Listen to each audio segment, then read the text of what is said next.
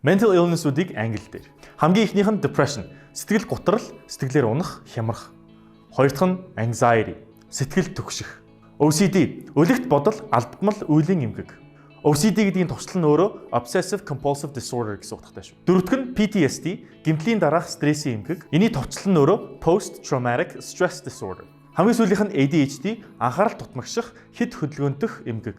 Эний товчлол нь болохоор attention deficit hyperactive disorder. 2 сарын 27 оны танхимын сургалтын бүртгэл энэ 7 хоногт явагдаж байгаа шүү. Тэгэхээр бүгдээрээ ирж бүртгүүлээрэй. Хагас бүтэнцэнд 12 дугаар хүртэл бас сууж байгаа шүү. Окей? Хичээлээр уулзъя баяртай цаа. Хамгийн сүүлийнх нь ADHD, анхаарал дутмагших, хэд хөдөлгөөнтөх эмгэг. Хөдөлгөөнтөх гэлсэн үү? Хэд хөдөлгөөнтөх? Сүүлийнх хүү 1 2 3. Хамгийн сүүлийнх нь ADHD, анхаарал дутмагших, хэд хөдөлгөөнтөх